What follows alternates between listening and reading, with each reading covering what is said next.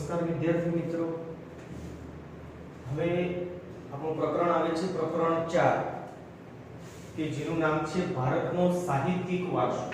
હવે સાહિત્યિક વારસો એટલે કયો કે આપણા પ્રાચીન ભારતની અંદર જે અલગ અલગ પ્રકારના ગ્રંથોની રચના થઈ, મીન્સ કે ગ્રંથો લખાયા, બરાબર, તે ગ્રંથોનો જે અભ્યાસ છે તે સિવાય આપણા ભારતની અંદર જે આપણી વેદોની જે ભાષા કહેવાય સંસ્કૃત ભાષા, તે સંસ્કૃત ભાષાનો ઉદ્ભવ, એનો વિકાસ કેવી રીતે થયો તે બધી માહિતી, પછી આપણી હિન્દી ભાષા છે, ગુજરાતી ભાષા છે, બરાબર, એ પ્રમાણે ક્રમશઃ તમિલ, તેલુગુ, કન્નડ, મલયાલમ એમ બધી તમામ પ્રકારની જે ભાષાઓ છે આપણી ટૂંકમાં ભારતીય ભાષા, તેનો જે સઘળો વિકાસ છે તે વિકાસની બાબત પર ફોકસ કરવામાં આવ્યું છે અને એ બધી જ માહિતી આપણે આ પ્રકરણની અંદર લેવાની છે। તે સિવાય આપણે જો તો આપણા ભારતના પ્રાચીનતમ સમયના બે મહાકાવ્યો છે, એક રામાયણ અને મહાભારત, તો તેનો પણ આપણે વિગતે અભ્યાસ છે કે રામાયણની રચના થઈ, રામાયણની રચના પછી કહેવાય છે મહાભારત, તો મહાભારત એ બધા જ પ્રકારની જે આખી પરિસ્થિતિ છે કે એ સમયે આપણે કહેવાય કે ભારત આપણો પ્રાચીનતમ સમયમાં કેવી કેવી નામના ધરાવતો હતો, બરાબર, કે જે રાજા મહારાજાઓ હતા, એ સમયના ઋષિ મુનિઓ હતા, બરાબર, તે લોકો કઈ ભાષાનો ઉપયોગ કરતા હશે, તે તમામ માહિતી આપણને આ પાઠની અંદરથી વિસ્તારથી મળે છે। તેમાં આપણે કહ્યું છે પહેલું, ભારતમાં ભાષા અને સાહિત્યનો વિકાસ, એટલે કે આપણા ભારતની અંદર જે ભાષા, પહેલા જ્યારે કહેવાય છે કે કોઈ પણ પ્રકારની ભાષાનો ઉપયોગ નહોતો થતો, ત્યારે લોકો લિપિનો ઉપયોગ કરતા હતા। શેનો ઉપયોગ કરતા? લિપિનો ઉપયોગ। દાખલા તરીકે આપણે સિંધુ ખીણની સંસ્કૃતિમાંથી જે કહેવાય છે મોહેંજો-દડોની સંસ્કૃતિ, બરાબર, તો તેમાંથી આપણને જે અલગ અલગ પ્રકારના લિપિના આધારે આપણને અંકો મળી આવે, મીન્સ કે એવી રીતના લખાણ લખેલું છે કે જેની અંદર કોઈ અલગ અલગ પ્રકારની જે મનોર નાની એક કોઈ ગોળાકારે કે વર્તુળાકારે કોઈ નાની ડિઝાઇન હોય, નાનો ત્રિકોણ હોય, એક આમ ઊભી લાઈન કરેલી હોય, તે પ્રમાણે એનો કોઈ ચોક્કસ અર્થ થતો હતો। આ પરિસ્થિતિ હતી એટલે એના આધારે ખબર પડતા કે પહેલાના સમયના જે લોકો હતા એ ભાષાઓના જાણકાર નહોતા, પરંતુ તે સમયે આપણા ભારતની અંદર લિપિનો ઉપયોગ થતો હશે તેમ કહી શકાય, બરાબર। તો એમાં જ આપણને કહ્યું છે કે ભારતમાં ભાષા અને સાહિત્યનો વિકાસ કેવી રીતે થયો હતો તે। તો આપણે પહેલા કહ્યું છે કે ભારતમાં સદીઓથી વિવિધ ભાષાઓનો ઉદ્ભવ થયેલો જોવા મળે છે। વિવિધ ભાષાઓ એટલે અલગ અલગ પ્રકારની ભાષાઓ। સૌથી પહેલી આપણા ભારતની જો પ્રાચીનતમ ભાષા તરીકે કોઈ ભાષા આવતી હોય તો તે છે સંસ્કૃત ભાષા। કઈ ભાષા? સંસ્કૃત ભાષા। આ ભાષાઓએ એકબીજા પર અસર કરી અને પ્રભાવ પાડ્યો, તેથી ભાષાઓનું સમૃદ્ધ સાહિત્યમાં પરિવર્તન આવ્યું, એટલે કે અલગ અલગ પ્રકારે પરિવર્તનો આવ્યા, ચેન્જીસ આવ્યા। પહેલાના સમયમાં આપણે જો આદિમાનવ હતા તો કેવી લાઈફસ્ટાઈલ જીવતા હતા, પછી ક્રમશઃ ધીમે ધીમે જે શોધખોળો થતી રહી, રિસર્ચ થયા, એના આધારે અત્યારનો જે આધુનિક માનવી છે અંતરિક્ષ સુધી તે પહોંચી શક્યો છે। એ કેવી રીતે? તેની વિકાસના જે સોપાનો છે તે ઉત્તરોત્તર એની સર કર્યા છે, જેના કારણે આ પરિસ્થિતિ થઈ શકી। પરિણામે નવી નવી ભાષાઓ અને નવા સાહિત્યનું સર્જન થવા પામ્યું। નવી ભાષાઓ અને સાહિત્યો રચાયા, અલગ અલગ ગ્રંથો રચાયા કે જેના આધારે લોકોમાં સમજણ શક્તિ, એમનું જે વિકાસની જે શક્તિ છે એના પ્રમાણમાં વધારો થયો। તેનું ઉત્તમ ઉદાહરણ સંસ્કૃત ભાષા છે। તેનું ઉત્તમ ઉદાહરણ કેવું છે? સંસ્કૃત ભાષા। આપણે જે સતયુગ કહીએ છીએ, દ્વાપર યુગ, ત્રેતા યુગ અને અત્યારે હાલનો જે કહેવાય તે કલયુગ, પણ કલયુગની પહેલાના જે 3 યુગો છે કે જેની અંદર કહેવાતું હતું કે રાજા મહારાજાના જે પુત્રો હતા, રાજકુમારો હતા, તે શિક્ષણ મેળવવા માટે જંગલમાં જતા અને ત્યાં આગળ એમને શિક્ષણ આપવામાં આવતું, બધા જ પ્રકારનું, કોઈ એક પ્રકારનું ખાલી ચોપડીયું કે પુસ્તકીય જ્ઞાન નહીં, વ્યવહારિક જે એમનું જીવન છે, જીવનને લગતી તમામ બાબતો જે કહેવાય તે બધું જ શિક્ષણ એમને ત્યાં આપવામાં આવતું હતું। આ પરિસ્થિતિ હતી એમાં। જો વર્તમાન સમયમાં એટલે કે હાલના સમયમાં સંસ્કૃત ભાષાનો ઉપયોગ ઓછો થાય છે, પણ ધાર્મિક કાર્યો અને પૂજા વિધિઓમાં સંસ્કૃત ભાષાનો ઉપયોગ થાય છે કે જેની અંદર આપણે સંસ્કૃતમાં આવતા શ્લોકો જે કહેવાય, જેમ કે બ્રાહ્મણો હોય તો બ્રાહ્મણો શું કરે છે, જ્યારે કોઈ પણ આપણે નવચંડી હવન છે કે કોઈ પણ પ્રકારનું યજ્ઞ છે, લગ્ન વિધિ છે, કોઈ પણ પ્રકારની ધાર્મિક કાર્ય જ્યારે કરવાનું હોય ત્યારે બ્રાહ્મણો છે તે શું કરે છે, એમાં શ્લોક બોલે છે અને જે શ્લોક સંસ્કૃત ભાષામાં હોય છે। કઈ ભાષામાં? સંસ્કૃતમાં। સામાન્ય રીતે માનવી માટે તો અભિવ્યક્ત કરવાની અને જીવવાની ઉત્તમ તક ભાષા જ પૂરી પાડે છે। અભિવ્યક્ત કરવું એટલે કે એક્સપ્લેન કરવું। જ્યારે કોઈ વ્યક્તિ બોલી રહી છે બરાબર? તો શું કહેવાય? એને એક્સપ્લેન કર્યું કહેવાય. શું કહેવાય? એક્સપ્લેન કર્યું. જેને આપણે શું કહેવાય છે? અભિવ્યક્ત કરવું. શું કહેવું? અભિવ્યક્ત કરવું. એટલે કે પોતાના જે મનના ભાવો છે, વિચારો છે, એને શું કરવા? લોકો સમક્ષ રજૂ કરવા. જ્યારે જીલવાની ઉત્તમ તક કે એક વ્યક્તિ બોલે છે ત્યારે બીજા અનેક લોકો એને સાંભળે છે. તો એ લોકો એના જે અમુક શબ્દો હોય એની નોટ્સ કરે છે. એટલે કે એને ઝીલી લે છે શબ્દો કે હા આ જે બાબત છે તો આ બાબત કેવી છે? ઇટ્સ ઓકે, બેટર સારી છે. લોકોને એમાં સમજણ પડે છે, લોકોને શું સમજાવવા એ માંગે છે વ્યક્તિ એના દ્વારા લોકોમાં પણ એક સમજણ શક્તિનો જે કહેવાય, વિચાર શક્તિ જે કહેવાય, લોકોની ગ્રહણ શક્તિ જે કહેવાય, તે તમામ બાબતોનું જે કહેવાય ઉલ્લેખ છે. એટલે કે સારા એવા પ્રમાણમાં એ બધી શક્તિઓ આપણામાં ખીલે છે. જો હવે આપણે જોયું છે કે પ્રાચીન ભારતની લિપિ હડપ્પા સમયની છે. બરાબર? આ લિપિ આજે પણ ઉકેલી શકાય નથી, જે આપણે આગળ પણ આવી ગયેલું છે. અને તે સમયના લોકોની ભાષા કઈ હશે તે માહિતી આપણને પ્રાપ્ત થઈ શકી નથી. કારણ કે એ લોકો કઈ ભાષાનો ઉપયોગ કરતા હશે બોલવામાં તેનો કોઈ ચોક્કસ ઉલ્લેખ નથી. કારણ કે હજી સુધી એની માહિતી આપણને મળી નથી. એટલે કે મેં તમને પહેલા જોયું કે એમાં લિપિ આકારે એ લોકો જે કહેવાય શાબ્દિક પરિભાષામાં જે કહી શકીએ આપણે અલગ અલગ પ્રકારે જો હું તમને ખાલી એક્ઝામ્પલ રૂપે બતાવું જેની અંદર આ પ્રમાણેની કઈક બાબત હોય છે. આ ધ્યાનમાં રાખજો.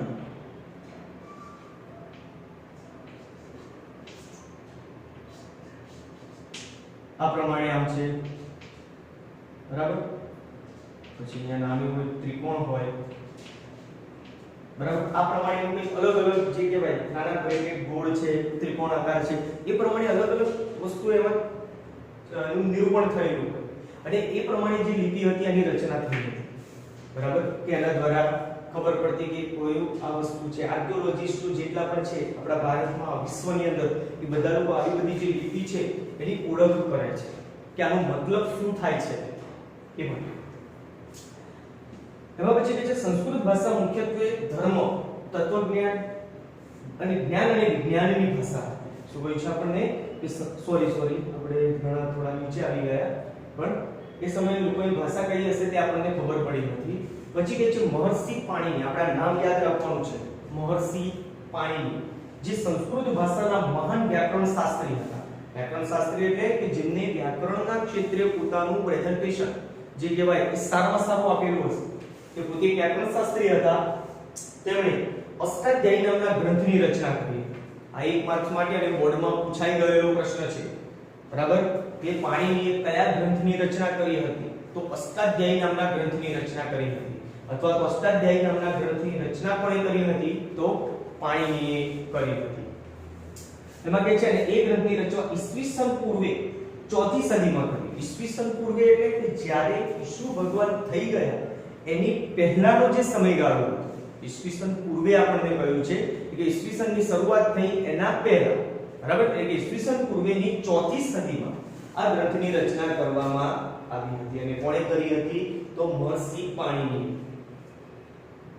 સંસ્કૃત ભાષાને આર્ય ભાષા કે ઋષિ મુનિઓની ભાષા કે વિદ્વાનોની ભાષા કહે છે. આપણને નામો આપ્યા છે કે જે સંસ્કૃત ભાષા છે એનો ઉપયોગ વધારેમાં વધારે પ્રમાણમાં કોણ કરતા હતા? તો ઋષિ મુનિઓ જે છે તે એનો ઉપયોગ કરતા હતા. બીજું કે જે વિદ્વાનો, જે મહાન વિદ્વાન પંડિત હતા, બ્રાહ્મણો હતા, તે લોકો સંસ્કૃત ભાષાનો સારા પ્રમાણમાં ઉપયોગ કરતા હતા.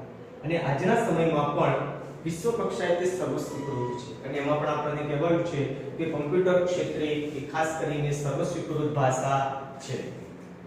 સંસ્કૃત ભાષા મુખ્યત્વે ધર્મ, તત્વજ્ઞાન, જ્ઞાન અને વિજ્ઞાનની ભાષા.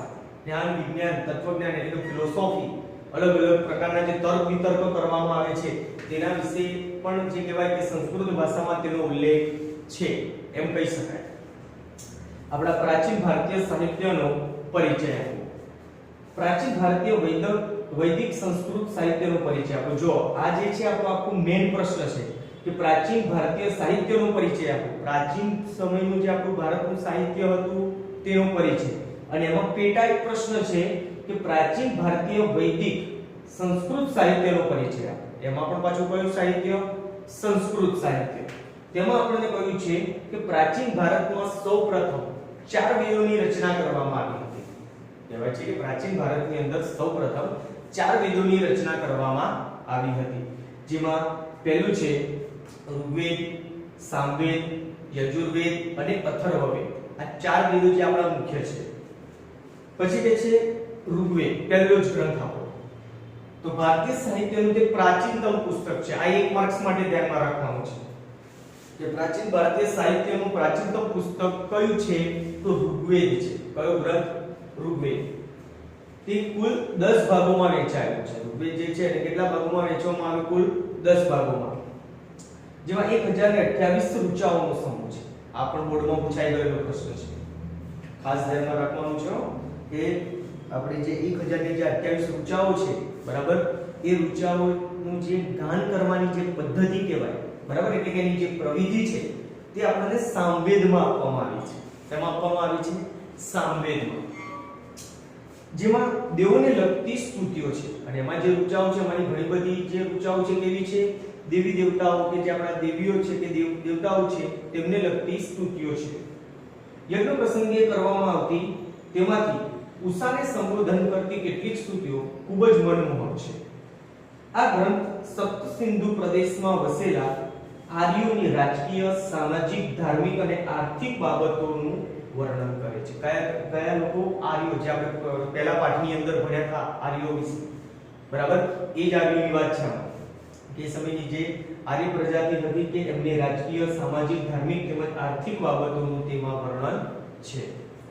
એના પછી કહે છે સામવેદ. કયો ગ્રંથ? સામવેદ.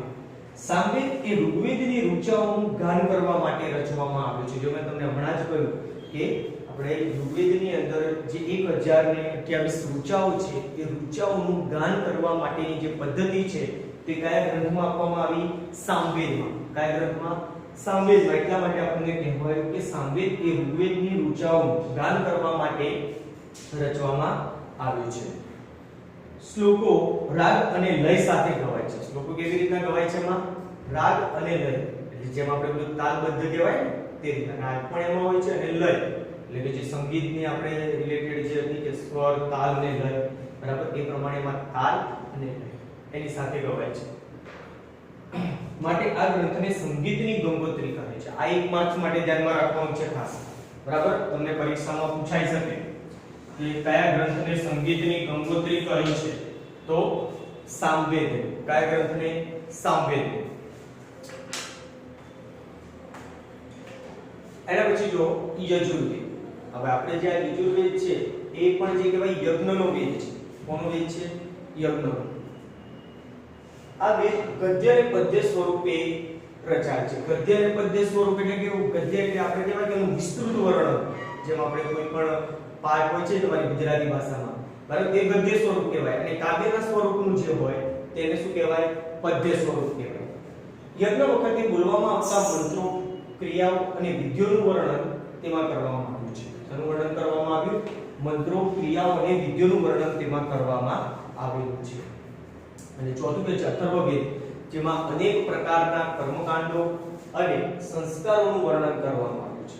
આ એક માર્ક્સ માટે આને પણ ધ્યાનમાં રાખીશું કે અથર્વવેદમાં શેનું વર્ણન છે? કે અનેક પ્રકારના કર્મકાંડો અને સંસ્કારોનું વર્ણન કરવામાં આવ્યું છે. જો મિત્રો આપણે 4 ગ્રંથો જોયા છે ને ચારે 4 ગ્રંથો આપણા માટે મહત્વના છે, કારણ કે એમાંથી કોઈ પણ એક માર્ક્સનો પ્રશ્ન પૂછાઈ શકે છે બોર્ડની પરીક્ષામાં. એટલે આપણે પહેલો કયો તો કયો? ઋગ્વેદ. તો ઋગ્વેદમાં આપણને પહેલી બાબત કહી કે તે ભારતીય સાહિત્યનું પ્રાચીનતમ પુસ્તક છે.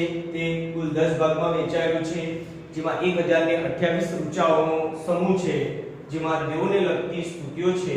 અને આ સ્તુતિઓ યજ્ઞ પ્રસંગે કરવામાં આવતી તેમાંથી ઉષાને સંબોધન કરતી કેટલીક સ્તુતિઓ ખૂબ જ મનમોહક છે. અને આ ગ્રંથ સપ્તસિંધુ પ્રદેશમાં વસેલા આર્યોની રાજકીય, સામાજિક, ધાર્મિક તેમજ આર્થિક બાબતોનું વર્ણન કરે છે. પછી આપણે કહે છે સામવેદ. તો સામવેદ એ ઋગ્વેદની જે ઋચાઓ છે 1028 એ ઋચાઓનું ગાન કરવા માટે તેની રચના કરવામાં આવી છે, જેમાં શ્લોકો રાગ અને લય સાથે ગવાય છે. માટે આ ગ્રંથને સંગીતની ગંગોત્રી કહ્યો છે. એટલે આપણે સામવેદ માટે યાદ રાખીશું કે સામવેદને સંગીતની ગંગોત્રી સમાન ગણ્યો છે, મીન્સ કે કહેવાયો છે. અને યજુર્વેદ જે યજ્ઞને લગતો વેદ છે, આ વેદ ગદ્ય અને પદ્ય સ્વરૂપે રચાયેલ છે. કયા સ્વરૂપે? ગદ્ય અને પદ્ય. યજ્ઞ વખતે બોલવામાં આવતા મંત્રો, ક્રિયાઓ અને વિધિઓનું વર્ણન તેમાં કરવામાં આવ્યું છે. કે યજુર્વેદની અંદર શેનું વર્ણન છે તો મંત્રો ક્રિયાઓ અને વિધિઓનું વર્ણન તેમાં કરવામાં આવ્યું છે. પછી કહે છે અથર્વવેદ, જેમાં અનેક પ્રકારના કર્મકાંડો અને સંસ્કારોનું વર્ણન કરવામાં આવ્યું છે. તો મિત્રો ખાસ ધ્યાનમાં રાખજો. પછી આવે છે આ ચાર જે કહેવાય આપણા વેદો પદે, એના પછી બીજા પણ જે કહેવાય કે સંસ્કૃત સાહિત્યના પરિચયના સ્વરૂપમાં છે કે ઉપનિષદ. તો ઉપનિષદો જે છે આ 2 માર્ક્સની અંદર પ્રશ્ન પૂછાય છે અને ઘણી બધી વાર પૂછાઈ પણ ગયો છે સ્કૂલની પરીક્ષાઓમાં પણ અને બોર્ડની પરીક્ષાઓમાં પણ. કે ઉપનિષદમાં કહ્યું છે કે આ સાહિત્યમાં બ્રહ્માંડનો આરંભ એટલે કે પૃથ્વીની જે ટૂંકમાં રચના છે તે ક્યારે થઈ હશે, કેવી રીતે થઈ હશે તે બાબત, એનો આરંભ, જીવન, મૃત્યુ, ભૌતિક અને આધ્યાત્મિક જગત, પ્રકૃતિ અને બીજા અનેક દાર્શનિક પ્રશ્નોનું વિવેચન કરવામાં આવ્યું છે. વિવેચન એટલે કે વર્ણન. બરાબર, કયા પ્રશ્નો કીધા તો બ્રહ્માંડનો આરંભ, જીવન અને મૃત્યુ જે સનાતન છે, જે જન્મ લે છે તેનું મૃત્યુ પણ કેવું છે, નિશ્ચિત છે. જન્મ થાય એ ખબર છે, પણ મૃત્યુ ક્યારે થશે એની કોઈ જ ધારણા નથી. આકસ્મિક મૃત્યુ પણ થાય, બરાબર, કોઈ બીમારીના કારણે, કોઈ અધર કોઈ પણ ગમે તે, એટલે મૃત્યુ જે છે એ કહેવાય કે સનાતન છે. એના પછી કે છે ભૌતિક અને આધ્યાત્મિક જગત. અત્યારના સમયનું જે ભૌતિક જે કહેવાય ઇન્ફ્રાસ્ટ્રક્ચર વાળું જે આપણું આખી દુનિયા છે તે, અલગ અલગ ટેકનોલોજી બધું જે ડેવલપ થઈ રહ્યું છે તે, અને આધ્યાત્મિકતા જે બહુ જ ઓછા લોકોમાં આવે જોવા મળે છે કે ભગવાન પ્રત્યેની જે શ્રદ્ધા છે. બધા લોકો એમ કહે છે કે ભગવાન છે તો ક્યાં છે, આપણે જોયા નથી, મેં જોયા નથી, તમે નથી જોયા, તો શું આપણે નથી માનતા ભગવાન નથી, છે કે નથી? જે છે એ આપણી શ્રદ્ધાનો વિષય છે, આપણી આત્મવિશ્વાસ, એના ઉપર કે જે વિશ્વાસ છે આપણો તે એના ઉપર ડિપેન્ડન્ટ છે. એના પછી કે છે જ્ઞાન, પ્રકૃતિ અને બીજા અનેક દાર્શનિક પ્રશ્નોનું વિવેચન તેમાં કરવામાં આવ્યું છે. અને આ 1 માર્ક્સ માટે ધ્યાનમાં રાખવાનું છે કે બૃહદારણ્ય અને છાંદોગ્ય. બરાબર, કયા બૃહદારણ્ય અને છાંદોગ્ય એ બંને આપણા શરૂઆતના ઉપનિષદો છે. ક્યાંના ઉપનિષદો? શરૂઆતના. બરાબર, એટલે આ 1 માર્ક્સ માટે ધ્યાનમાં રાખીશું. અને ઉપનિષદો હંમેશા સંવાદના સ્વરૂપમાં હોય. કયા સ્વરૂપમાં? સંવાદના સ્વરૂપ. તો સંવાદનું સ્વરૂપ કેવું હોય કે જ્યારે કોઈ એક વ્યક્તિ બોલે છે, બરાબર, દાખલા તરીકે કોઈ એક વ્યક્તિ બોલે છે અને 4 કે 5 જણા બેઠા છે ને એને સાંભળે છે, બરાબર, પછી ઉત્તર આપે. જે દાખલા તરીકે તમારી ગુજરાતીમાં કે પછી હિન્દીમાં કે એમાં જ્યારે કોઈ પણ એવો પાઠ આવે છે કે જેની અંદર કહે છે કે ભાઈ અનિલ બોલે છે, મીન્સ કે અનિલ પછી એ બોલતો હોય પ્રમાણે તે એક વાક્ય કહે છે, પછી બીજા જે સાંભળતા હોય એનો પ્રત્યુત્તર આપે છે. તો એ બધા જે બાબત છે તે સંવાદનું સ્વરૂપ કહેવાય. કયું સ્વરૂપ કહેવાય? સંવાદ. અને મુક્તિકોપનિષદમાં તેની સંખ્યા 108 દર્શાવવામાં આવી છે. આ 1 માર્ક્સ માટે ધ્યાનમાં રાખવાનું. તો મુક્તિકોમાં ઉપનિષદની સંખ્યા કેટલી દર્શાવવામાં આવી છે? 108. એટલે ધ્યાનમાં રહેશે કે આ સાહિત્યમાં બ્રહ્માંડનો આરંભ, જીવન, મૃત્યુ, ભૌતિક અને આધ્યાત્મિક જગત, જ્ઞાન, પ્રકૃતિ અને બીજા અનેક દાર્શનિક પ્રશ્નોનું તેમાં વિવેચન કરવામાં આવ્યું છે. અને બૃહદારણ્ય અને છાંદોગ્ય જે આપણા શરૂઆતના ઉપનિષદો છે. અને ઉપનિષદો સંવાદના સ્વરૂપમાં છે, જ્યારે મુક્તિકોમાં ઉપનિષદોની સંખ્યા 108 દર્શાવી છે. બ્રાહ્મણ ગ્રંથો, બરાબર, કે જેમાં વેદોના મંત્રોનો અર્થ સમજવા માટે, વેદોની અંદર જે મંત્રો આપ્યા છે, બરાબર, હવે એ મંત્રનો અર્થ શું થાય છે, બરાબર, એ મંત્રોનો અર્થ સમજવા માટે તેના પર પદ સ્વરૂપમાં રચાયેલી ટીકાઓનો બ્રાહ્મણ ગ્રંથોમાં સમાવેશ થાય છે. એટલે એના માટેની જે ટીકાઓ છે, જે અલગ અલગ બાબતોની જે રચના થઈ, કોઈ પણ એક શ્લોક છે તેનો મતલબ શું થાય છે, તે મતલબને સમજવા માટે તેને બ્રાહ્મણ ગ્રંથોની અંદર પદ સ્વરૂપમાં નાનકડા એવા કોઈ સેન્ટેન્સમાં, બરાબર, એની જે બાબતો છે એ બ્રાહ્મણ ગ્રંથોમાં સમાવી લેવામાં આવે, જેમાં જુદા જુદા યજ્ઞો અને તેને લગતી વિધિઓ માટેનું માર્ગદર્શન આપવામાં આવ્યું છે. જુદા જુદા જે કહેવાય છે કે યજ્ઞો હોય કે વિધિઓ છે તેના માટેનું એમાં માર્ગદર્શન આપવામાં આવ્યું છે. એના પછી કહે છે આરણ્ય. આર્ય તેમના જીવનનો અંતિમ સમય અરણ્યમાં જઈને ગાળતા. અરણ્ય એટલે થાય જંગલ. શું થાય? જંગલ. એટલે આપણે બીજા શબ્દમાં એને વન પણ કહીએ છીએ, બરાબર. એટલે કે આર્ય તેમના જીવનનો અંતિમ સમય અરણ્યમાં જઈને ગાળતા. વન અથવા અરણ્યમાં આશ્રમ બાંધીને સતત ચિંતન કરીને રચાયેલા તત્વજ્ઞાનથી ભરપૂર સાહિત્યને આરણ્યકો કહેવામાં આવે છે. શું કહ્યું છે કે વન અથવા અરણ્યમાં જે આર્યો હતા, બરાબર, એ શું કરતા? આશ્રમ બાંધીને રહેતા, બરાબર, અને તે સતત ચિંતન એટલે ધ્યાન ધરવું, સતત તેઓ ધ્યાન ધરતા અને સતત ચિંતન કરીને રચાયેલા તત્વજ્ઞાનથી ભરપૂર સાહિત્યને આપણે શું કહીએ છીએ? આરણ્યકો કહે છે. પછી કે છે વેદાંત. તો આ સાહિત્યમાં કર્મકાંડો ઉપરાંત જ્યોતિષ, વ્યાકરણ અને ખગોળશાસ્ત્રનો સમાવેશ થાય છે. કોનો? આ સાહિત્યમાં કર્મકાંડો ઉપરાંત જ્યોતિષ, વ્યાકરણ અને ખગોળશાસ્ત્રનો સમાવેશ થાય છે. પુરાણો કે પ્રાચીન વૈદિક ધર્મને હિન્દુ ધર્મ તરીકે પ્રસ્થાપિત કરવામાં પુરાણોનો ફાળો ખૂબ જ મહત્વનો છે. પુરાણોનો જે ફાળો છે એ કેવો છે? વૈદિક ધર્મને હિન્દુ ધર્મ તરીકે પ્રસ્થાપિત કરવામાં પુરાણોનો ફાળો સૌથી મહત્વનો માનવામાં આવે છે. એના પછીનો આપણો પ્રશ્ન છે મહાકાવ્યનો પરિચય આપો, જે બોર્ડની પરીક્ષામાં વારંવારિતાના ધોરણે પૂછાતો પ્રશ્ન છે. મહાકાવ્યો આવે એટલે આપણે બે મહાકાવ્યો રામાયણ અને મહાભારત, બરાબર. તો આપણે પહેલી બાબત રામાયણની આપી છે. એમાં જો રામાયણ અને મહાભારત નામના મહાકાવ્યનું વર્તમાન સ્વરૂપ ઈસવીસનની બીજી સદીમાં, કઈ સદીમાં? ઈસવીસનની બીજી સદીમાં મળ્યું અને રામાયણની રચના મહર્ષિ વાલ્મીકીએ કરી હતી. કોણે કરી હતી? મહર્ષિ વાલ્મીકી. આ એક માર્ક્સ માટે ધ્યાનમાં રાખવાનું કે પહેલી બાબત કઈ કે રામાયણ અને મહાભારતના મહાકાવ્યનું જે વર્તમાન સ્વરૂપ છે તે ઈસવીસનની બીજી સદીમાં મળ્યું અને તેની રચના મહર્ષિ વાલ્મીકીએ કરી હતી. રામાયણની રચના કોણે કરી હતી? મહર્ષિ વાલ્મીકીએ. રામાયણમાં અયોધ્યાના રાજવી રામચંદ્રની કથા આપવામાં આવી છે. એટલે કે ભગવાન જે શ્રી રામ થઈ ગયા, બરાબર, તેમની કથા રામાયણની અંદર આપવામાં આવી છે. એનું વિષય વસ્તુ, બરાબર. પછી કે છે જે મહાભારત કરતા ઘણું નાનું મહાકાવ્ય છે. મહાભારત કરતા તેનું સ્વરૂપ કેવું છે? નાનું છે. તેમાં અનેક દિલચસ્પ ઘટનાઓ અને સાહસોનું વર્ણન છે. તેમાં કહે છે કે અનેક દિલચસ્પ ઘટનાઓ એટલે કે આપણા હૃદયને સ્પર્શી જાય, બરાબર, તેવી જે ઘટનાઓ છે તેનું એમાં વર્ણન છે, બરાબર. મહાભારતની રચના મહર્ષિ વેદવ્યાસે કરી હતી. જો એના પછી આપણે આવે છે મહાભારત, તો મહાભારતની રચના કોણે કરી હતી? મહર્ષિ વેદવ્યાસે. તેમાં 18 પર્વો અને 1 લાખ કરતા વધારે શ્લોકોની રચના કરવામાં આવી છે. જેની અંદર 18 પર્વ છે અને 1 લાખ કરતા વધારે શ્લોકોની રચના કરવામાં આવી છે. અને તે વિશ્વનું સૌથી મોટું મહાકાવ્ય છે. અને આખા વિશ્વનું જે કહેવાય સૌથી મોટું મહાકાવ્ય તરીકે કોની ગણના થાય છે? તો મહાભારતની. કોની? મહાભારતની. તેમાં પાંડવો અને કૌરવોના સંઘર્ષની કથા આલેખવામાં આવી છે. તેમાં પાંડવો અને કૌરવો વચ્ચે જે યુદ્ધ થયું, સંઘર્ષ થયા, બરાબર, અલગ અલગ પ્રકારે તેનું વર્ણન તેમાં આપવામાં આવ્યું છે. તેમાં અનેક નાની મોટી વાર્તાઓ પણ જોડી દેવામાં આવી છે.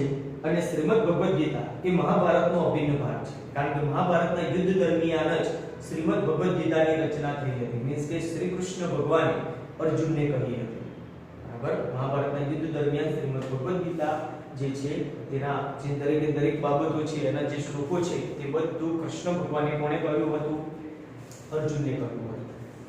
એટલા માટે આપણને કહેવામાં આવ્યું છે કે શ્રીમદ ભગવદ ગીતા એ મહાભારતનો અભિન્ન ભાગ ગણાય છે.